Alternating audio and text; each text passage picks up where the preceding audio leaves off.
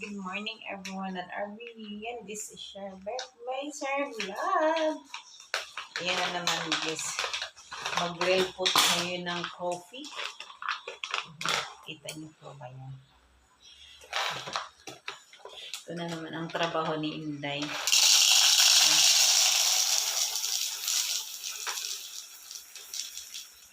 Medyo maingay po ito. Pero okay lang yan guys. Cover your ears. Yan. So nakaready na tayo dito ng garapon. Ayan. So medyo maingay po.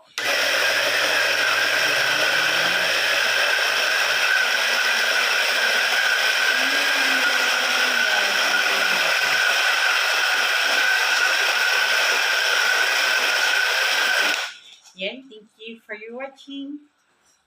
Budweiser lang. Tapos na natin nagkiling, so ililipat natin dito sa garapon.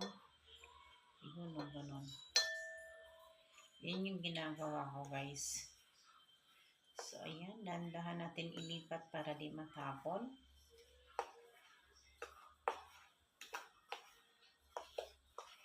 Ayun guys, kumusta po kayong lahat?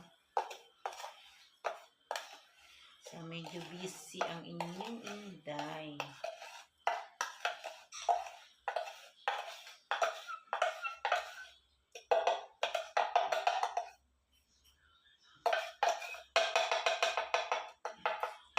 Ayan, busy ang inyong Inday. So nalagay na natin.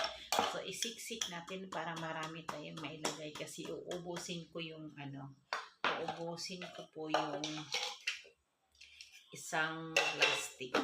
So, ayan na nga guys, nagiling na natin. So, ito na yung result guys. So, meron po tayo sa isang plastic na ganito guys. So, iba-iba po ang flavor namin. So, itong week na to, itong flavor. So, ibang week, iba naman. So, ito, dalawa, isang malaki, isang maliit. And then, meron pa pong konti. So, gigilingin ko na lang at ilalagay ko po dito sa plastic para good for 1 week po ito. So, ayan,